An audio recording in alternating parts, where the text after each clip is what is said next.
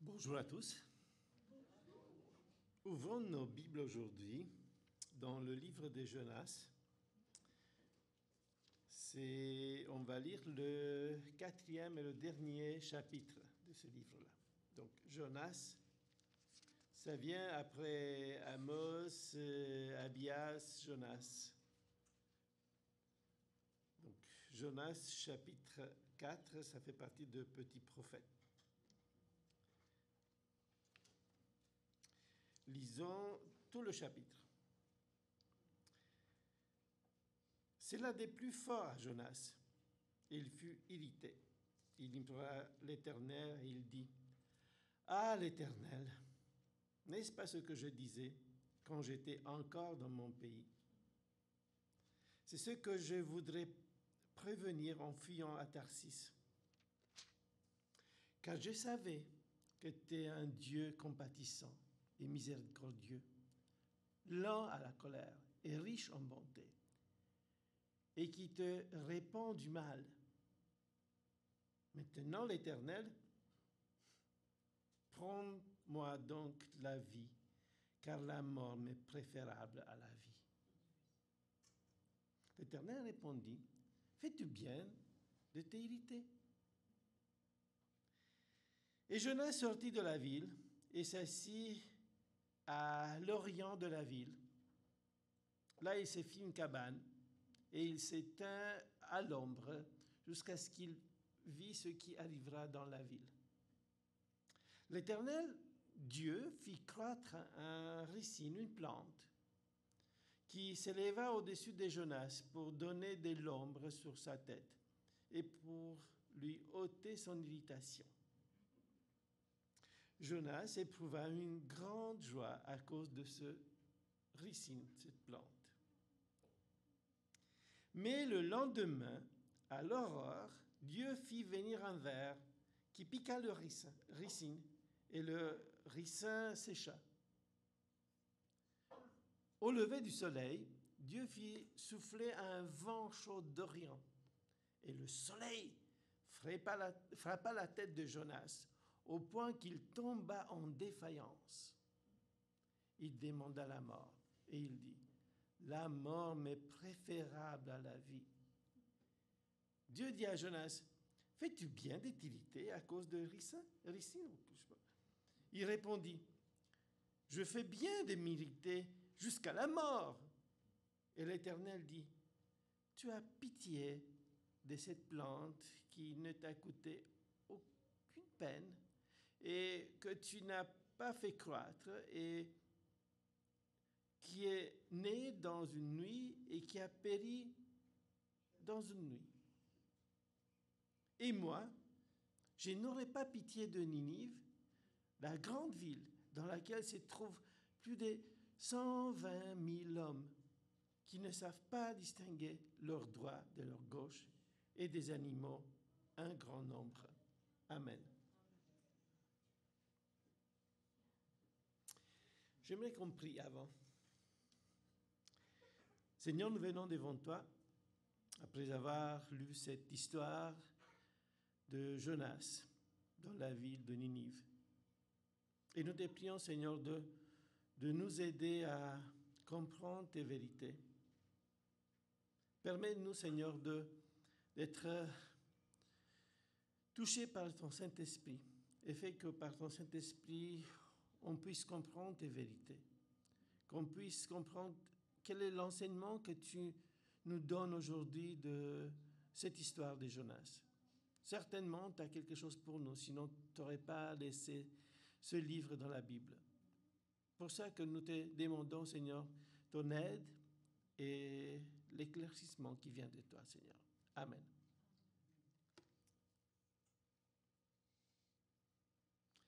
Avez-vous déjà été fâché contre Dieu ?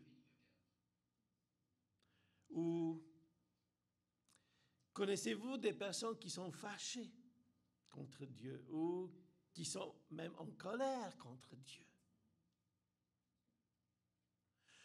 Bon, je ne peux pas dire que j'étais fâché, mais il y avait une période dans ma vie où je n'étais pas très content. J'étais petit, j'étais né dans un pays communiste et j'ai tellement été content d'être né là-bas.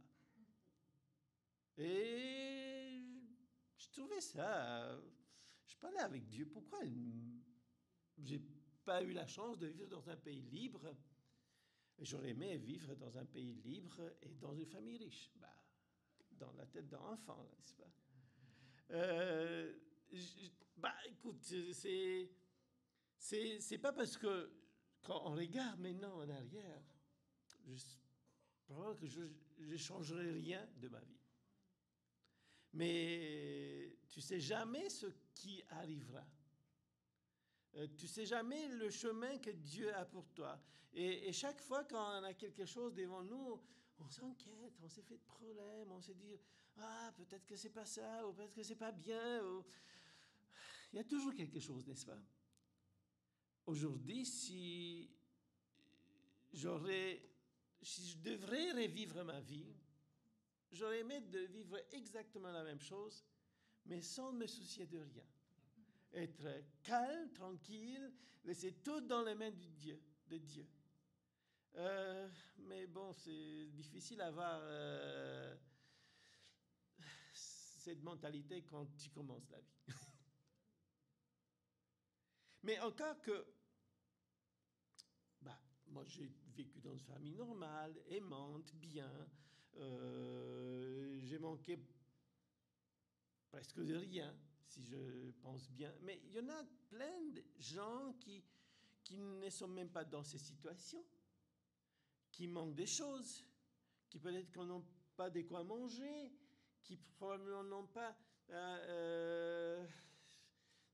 la possibilité de faire des études, qui doivent travailler dur pour leur vie, ou qui sont dans des pays pauvres, et dans des familles pauvres, et leur vie n'est pas bonne. Est-ce qu'ils ne devraient pas être un petit peu fâchés contre Dieu? Pourquoi ils sont nés là-bas? Pourquoi la chance, ça n'existait pas nécessairement, mais comme ça, les gens pensent que la chance ne les a pas souri. Alors, il y a un certain mécontentement. Et ce qu'on va mettre en cause, c'est Dieu. Parce que c'est Dieu qui ne nous a pas permis à notre destin. Et sans parler qu'il y a des gens qui souffrent terriblement parce qu'ils sont malades, parce qu'ils ont un handicap, parce que ils ont perdu quelqu'un de cher, des enfants qui sont orphelins, des parents qui perdent leurs enfants. C'est très dur. Avant la Covid, j'ai prêché pour un enterrement. J'ai rencontré un monsieur qui a perdu sa fille. Elle venait de terminer son bac. C'était son dernier examen. Fatigué, une journée d'été. Et ils ont été tous dehors, même avec des amis à la maison. Ils sont entrés un petit peu dans la maison. La fille, elle était fatiguée, elle restait dehors. Et quand ils ont sorti, elle était morte dans la piscine.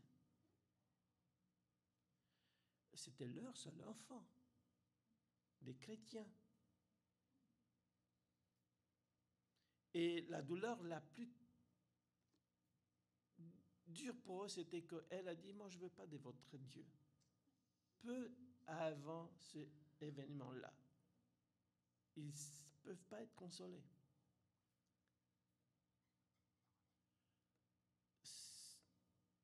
C'est dur.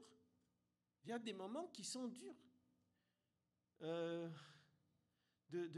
voir tout ça dans la vie des gens. Et on peut être un petit peu fâché contre Dieu. Et il y a des gens qui sont vraiment fâchés, qui sont en colère contre Dieu. Surtout des gens qui ne connaissent pas vraiment Dieu. Ou connaissent un petit peu, mais ils savent que c'est la faute de Dieu qu'ils ont perdu quelqu'un de très cher. Mais pourquoi moi? Pourquoi ça m'est arrivé à moi? Pourquoi c'est moi qui dois vivre toute cette épreuve? Écoute, nous avons devant nous cette histoire de Jonas. Jonas est en colère contre Dieu. Mais une telle colère qu'il demande même la mort. Il est en dépression, il ne veut plus. Pourquoi vivre si cette situation se passe? N'est-ce pas? Écoute, quand on regarde, on se dit, mais quand même, c'est un homme qui connaît Dieu. C'est pas n'importe qui, c'est un prophète de Dieu. C'est quelqu'un qui est en contact avec Dieu, à qui Dieu lui parle. Et on devrait probablement dire, écoute, si tu es un prophète de Dieu, tu aurais tout simplement dû comprendre ce que Dieu a pour toi et pour ta vie et pour les autres. Écoutez, c'est des choses qui ne sont pas faciles de voir tout ça dans la vie.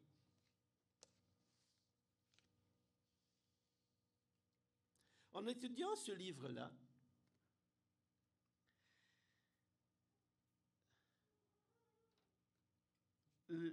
j'ai essayé de comprendre qu'est-ce que s'est passé pourtant pour Jonas d'être en colère comme ça. Parce qu'il devrait avoir une raison. Et j'ai regardé qui c'était cet habitant de Ninive. Et quand j'ai regardé qui sont ces habitants de Ninive, j'ai réalisé aussi combien ça devrait être dur pour Jonas de partir de ce pays dans un autre pays qui est un pays idolâtre. Donc on connaît l'histoire d'Israël, on est vers les années 700 avant Jésus-Christ. Israël déjà est partagé en deux, Juda et Israël. Tout autour d'Israël, il y a des pays idolâtres et des pays très puissants.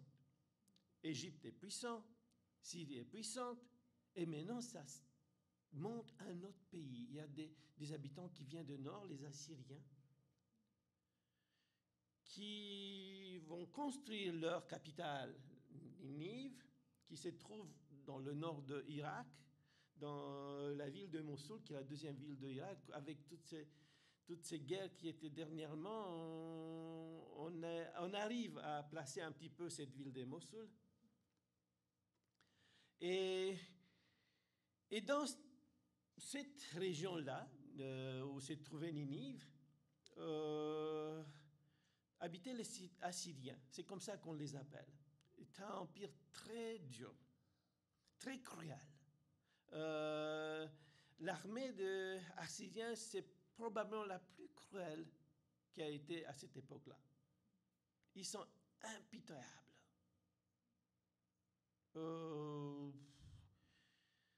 Tuer, détruire, c'était dans leurs habitudes. Ils font un petit peu... ils font peur à tout le monde quand ils arrivent. Quand le Seigneur lui demande à notre ami Jonas de partir à Ninive, il pensait, qu'est-ce que le Seigneur a avec ceci? Les Assyriens avaient leur Dieu, les Syriens avaient leur Dieu, les Babyloniens leur Dieu, les Égyptiens ils ont leur Dieu. Mais le Dieu d'Israël, pourquoi Dieu d'Israël a quelque chose à dire à ceci? Ils sont des idolâtres. Ils sont terribles. Pourquoi je devrais aller les transmettre un message de Dieu? Alors ils préfèrent aller exactement dans une direction opposée. Bon, c'est assez enfantin, croire qu'on peut fuir Dieu.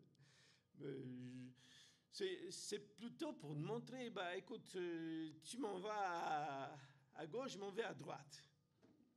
Je ne vais pas là-bas. Et elle-même demande sur le navire, quand les choses sont terribles, n'est-ce pas, la tempête, les gens ils vont jeter tout ce qu'ils ont sur le navire dans la mer. Il va descendre tout en bas de la navire, va se coucher tranquillement. Il s'en fout. S'il va périr, ça ne l'intéresse pas. Il préfère périr que d'y aller à Ninive. Il préfère que n'importe quoi qui lui arrive. Il ne veut pas aller là-bas. Et maintenant, le voilà. Il est déjà venu quand même parce que Dieu l'a poussé, l'a obligé de... Il ne pouvait même pas mourir dans l'eau de la mer. Alors il sort, il va se déplacer quand même, il arrive à Ninive. Et combien de jours il passe pour annoncer le message de Dieu? 3, 4, une semaine, 2 semaines, 3 semaines. Il commence à annoncer le message de Dieu. Un jour. À peine, regardez bien dans la Bible, il ne dit pas qu'il a passé plusieurs journées.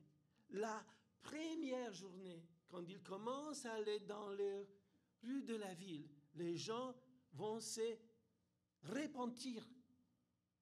Il n'a pas besoin d'aller plusieurs journées. Déjà de la première journée, les gens vont se repentir. À peine commencé à annoncer le message de Dieu, les gens se sont repentis. Et même le roi va entendre qu'est-ce qui se passe. Et il va demander que tout le monde, pendant 3 jours, ne mange rien.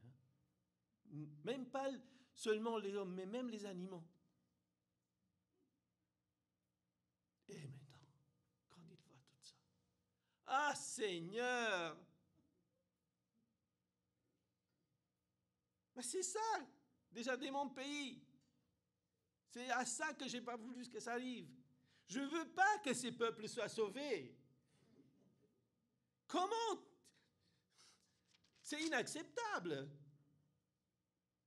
Je savais que tu es un Dieu compatissant, miséricordieux, lent à la colère, riche en bonté, et que tu t'es répandu du mal.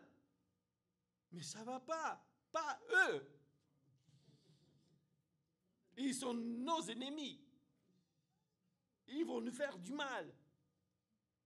Ils vont faire du mal à tout le monde. Pourquoi? C'est à eux que tu t'adresses. Ils ne le méritent pas. Est-ce que ce n'est pas comme ça que nous pensons? Mais oui, madame. Pas nos ennemis, s'il vous plaît. Sauf pas nos ennemis. C'est comme ça qu'on pense tous. Mais évidemment, lui est un juif. Les autres sont comme des oiseaux rapaces qui veulent rien que nous prendre nos biens, tuer nos frères, nos enfants. Ils viendront tuer nos enfants. Pour lui, c'est une trahison. Il va trahir son pays.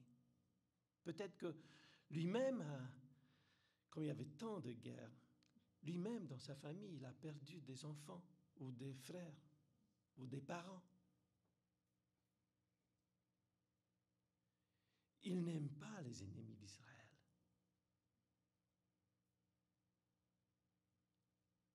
Il a une certaine souffrance pour ceux qui sont les siens.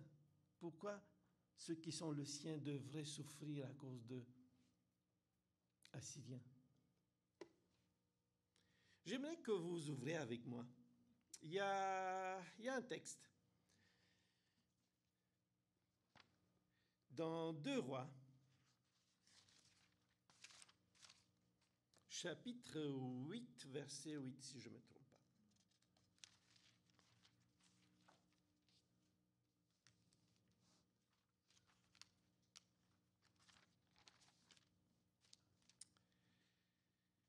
Il y a quelque chose de très semblable qui se passe avec un prophète qui n'est pas très loin, un petit peu avant notre ami Jonas, le grand prophète Élisée. L'histoire part même à partir de verset 7. Élisée s'est rendu à Damas. Ça, c'est chez les Syriens. Avant que la grande puissance soit assyrienne, c'était les Syriens. Mais c'est juste peu de temps. Donc, Élisée s'est rendu à Damas. Ben-Hadad, roi de Syrie, était malade. Et on l'avertit en disant, « L'homme de Dieu est arrivé ici. » Le roi dit à Hazaël, « Prends avec toi un présent et va au-devant de l'homme de Dieu consulté par l'Éternel en disant, « Guéris-je de cette maladie ?» Azaël alla au-devant Élisée, prenant avec lui un présent, tout ce qu'il y avait de meilleur à Damas. Le charge des 40 chameaux. Ah, c'est vraiment un vrai chargement, là. C'est 40 chameaux avec tout ce qui était de meilleur en Syrie. Lorsqu'il fut arrivé, il se présenta à lui et dit, « Ton fils Ben-Hadad, roi de Syrie, m'envoie vers toi pour dire, guéris-je de cette maladie ?» Élisée lui répondit, « Va, dis-lui, tu guériras. » Mais l'Éternel m'a révélé qu'il mourra. L'homme de Dieu arrêta son regard sur Azaël et le fixa longtemps. Puis il pleura. Azaël dit, « Pourquoi mon Seigneur pleure-t-il » Et Élisée répondit, « Parce que je sais le mal que tu feras aux enfants d'Israël. Tu mettras le feu à leur ville forte. Tu tueras avec l'épée leurs jeunes. Tu écraseras leurs petits-enfants. Et tu fendras le ventre de leurs femmes enceintes. » Azaël dit, « Mais qu'est-ce que ton serviteur, ce chien, pourra faire de si grandes choses ?» Élisée dit, « L'Éternel m'a révélé que tu seras le roi de Syrie. » Qu'est-ce qu'il fait, notre ami Ézéchiel? Il regarde longtemps celui qui est devant lui. Il lui a été révélé qu'il sera le roi de la Syrie. Et qu'est-ce qu'il va faire? Il va venir contre son peuple. Il va tuer, va détruire, va mettre feu. Est-ce que c'était facile pour lui de comprendre tout ça? Il pleure parce que ce sont les siens qui souffriront. Si notre ami Jonas comprendrait ce que Tiglath-Pileser viendra faire par la suite en Israël, parce que c'était encore pire. Les Assyriens, c'était encore pire que les Syriens. Et il voulait éviter que ce peuple-là soit sauvé et qu'il vienne contre son peuple pour le détruire. Il préfère même, fais-moi mourir. Il faut que je paye, s'il faut que je paye avec mon sang, je le payerai. Mais je veux sauver tant de gens dans mon pays. Si on essaie de comprendre qu'est-ce qui se passe dans ces temps-là et dans ce pays-là, on comprend aussi notre ami Jonas, parce que la vie n'était pas facile, acceptant qu'il y aura des gens qui viendront tuer ses frères, ses enfants, ses petits-enfants par la suite. Il veut éviter ça, et il le sait que ça va arriver. Et c'est arrivé. Donc pour lui, c'est une terrible souffrance de voir que Dieu, leur Dieu à eux, qui devrait les protéger eux-mêmes, protège les autres. Pourquoi notre Dieu est attentif plutôt aux autres qu'à nous-mêmes?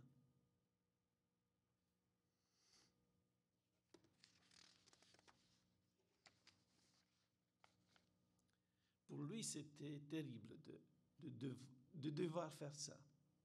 Pour lui, c'était douloureux. Et c'est une vraie souffrance qui l'amène à une sorte de dépression. Il n'avait plus envie de vivre. Il était irrité et fâché contre Dieu, en colère même. Même en connaissant Dieu, il était un prophète de Dieu, n'est-ce pas? Ce n'est pas n'importe qui. Est-ce que Est-ce que c'est normal? Comment? Comment accepter tout ça? Mais comment accepter de perdre quelqu'un? J'ai j'ai entendu plutôt l'histoire d'un monsieur qui était très en colère contre Dieu. Il a perdu son frère et il disait que tout a été changé pour lui à partir de ce moment-là. Et une chose qui était dure pour lui, c'était que son frère était né même jour que sa mère. Chaque année, quand c'était la fête de sa mère, c'était très bouleversant. Il était en colère et s'est rébellé contre Dieu avec tout ce qu'il a pu. Sa mère était croyante. Et pour lui, c'était encore inacceptable de croire, d'accepter Dieu, de voir sa mère qui va à l'église. Les choses ont changé quand sa mère est décédée. Sa mère est décédée et puis il s'est trouvé une amie qui l'a petit à petit amené à l'église. Mais il a eu besoin d'un certain temps pour se réconcilier avec Dieu.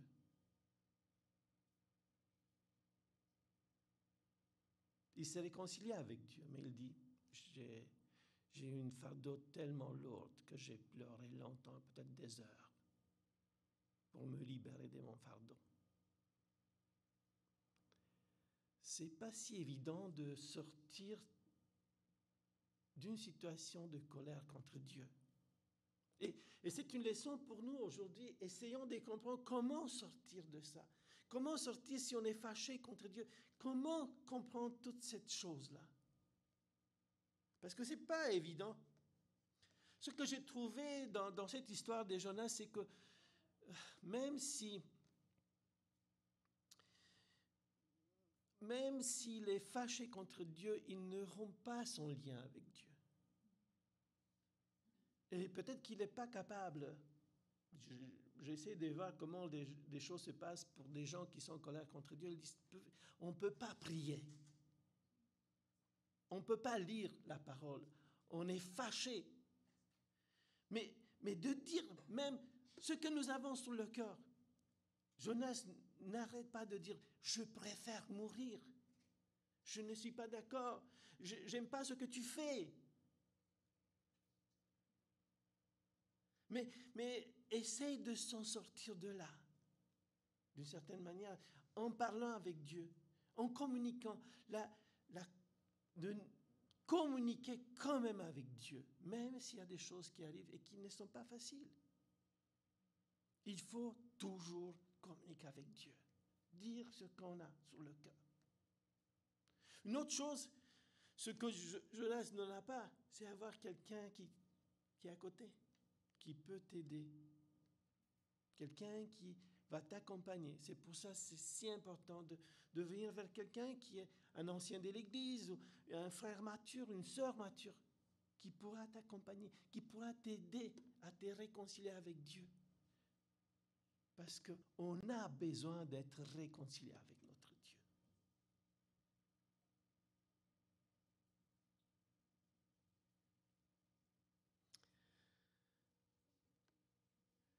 Il y a une autre chose que j'ai trouvée dans cette histoire de Jonas, particulièrement dans la deuxième histoire, dans la deuxième partie de cette histoire, dans la fin du chapitre, où le Seigneur lui envoie, il fait croître une plante, je ne sais pas quelle plante, ricine, on ne sait même pas qu'est-ce que c'est ça. C'est une plante avec probablement du feuillage qui lui avait fait de l'ombre et dans cette chaleur étouffante,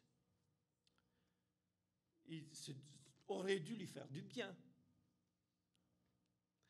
C'est pas lui le seul qui a une plante comme ça, c'est Élie aussi. Quand les corbeaux viendront lui amener des aliments, il se trouve aussi dans le désert et une même plante, ce ricine-là, que je ne sais pas qu'est-ce que c'est. C'est toujours cette plante avec un vrai feuillage qui garde un petit peu de l'ombre. Et il est content quand il voit ça. Enfin, il est protégé du soleil. Il s'est construit une cabane, je ne sais pas comment il s'est construit cette cabane, adéquat, il a trouvé, peut-être que ce n'était pas assez bon, qu'une vraie feuillage. Alors, mais il est très mécontent quand cette plante meurt. Le lendemain, un ver va détruire la plante. Ah, ça alors, Seigneur, encore, c'est toi. Vaut mieux mourir. Le soleil est tellement fort, et de plus, Seigneur, on va un vent de l'Orient chaude, sec. Il va tomber en défaillance. Alors là, c'est encore pire. Mais c'est une leçon pour notre ami Jonas. C'est une leçon pour nous aussi, parce que j'ai compris que Jonas, il était égoïste. Nous aussi, nous sommes égoïstes. On aime bien que le Seigneur réponde à tout ce qu'on a besoin, n'est-ce pas? Mais un certain égoïsme pour nous. Disons que Jonas ne comprend pas que toutes les créatures du globe sont les créatures de Dieu. Et Dieu est soucieux de toute personne qui est née sur la terre.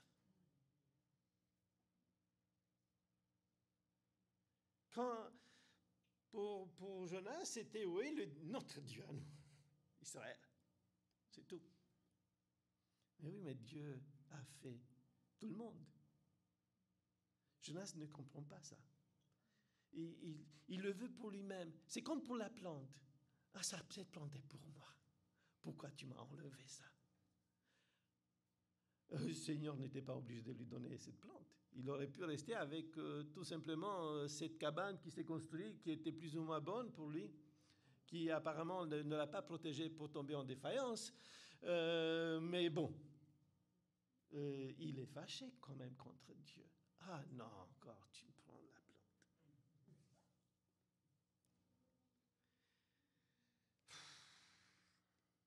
Et nous, est-ce qu'on n'est pas très semblable à Jonas?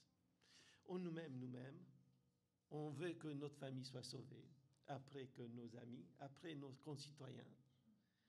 Et les autres, oui. Mais d'abord ça. On veut d'abord et avant tout notre famille. On va insister. Et nos amis aussi. Ceux qui sont autour de nous, ceux qui nous aiment, ceux que nous aimons. Mais Dieu est un Dieu pour tout le monde. C'est lui qui a créé tous les hommes. Qu'il est notre ami ou qu'il est notre ennemi. Même si nous ne les aimons pas trop. Parce qu'il y a certains que nous ne les aimons pas trop. Reconnaissons. C'est la vérité.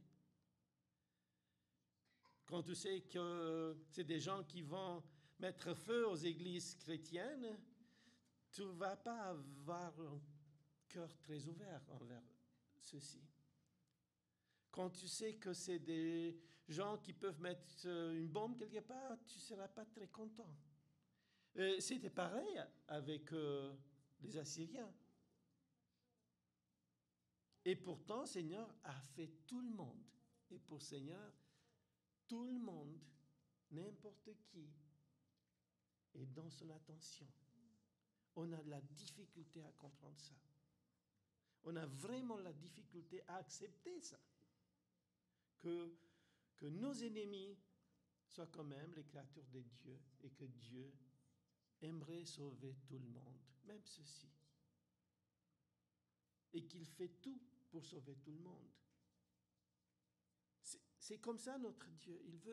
Il veut que tout le monde soit sauvé. Pas juste nous, pas juste notre famille.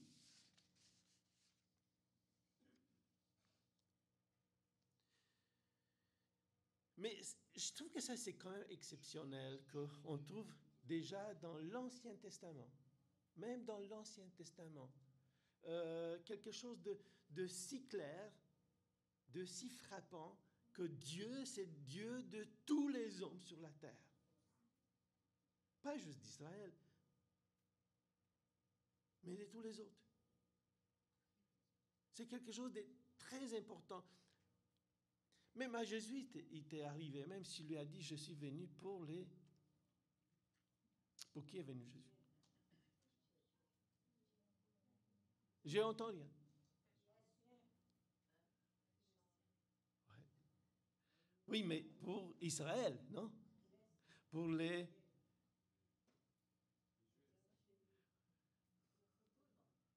Il y a un autre mot qu'il n'utilise pas, mouton. Le brebis perdu d'Israël. Il est venu pour ça. Et quand la femme, la Cananéenne,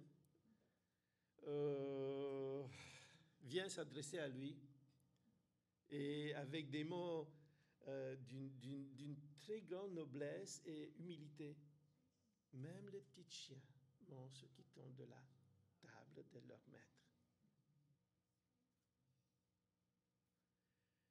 C'est quelque chose qui essaie de nous montrer que Jésus lui-même est ouvert envers toutes les nations. Et il va mettre le doigt à dire, voilà, une telle fois, même en Israël, je n'ai pas vu. C'est ça, en effet.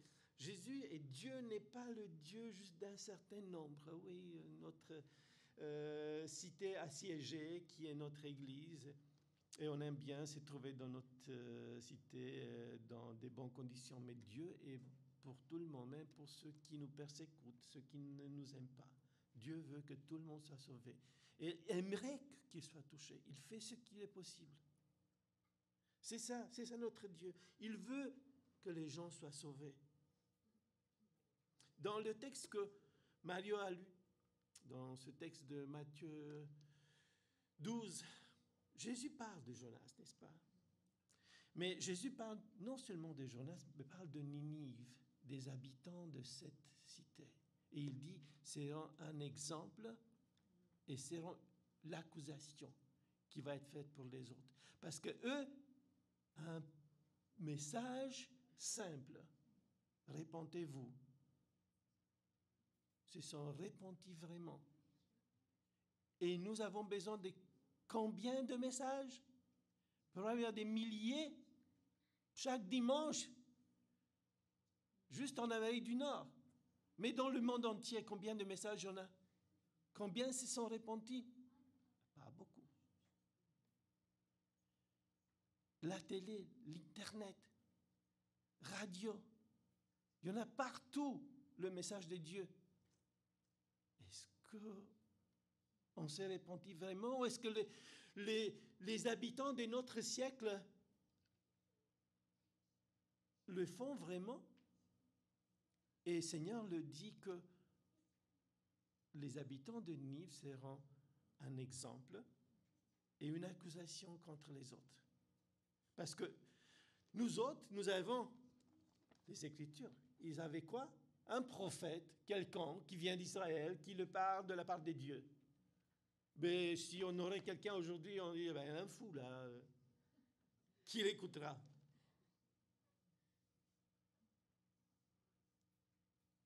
Et nous avons plein de choses, et nous avons Jésus, et nous avons la parole transmise directement par Jésus pour nous. Et pourtant, il y a tellement peu de gens qui se repentissent de leurs actes. Mais on considère encore bien ce qu'ils font, et ceux qui font encore pire qu'eux, c'est encore mieux.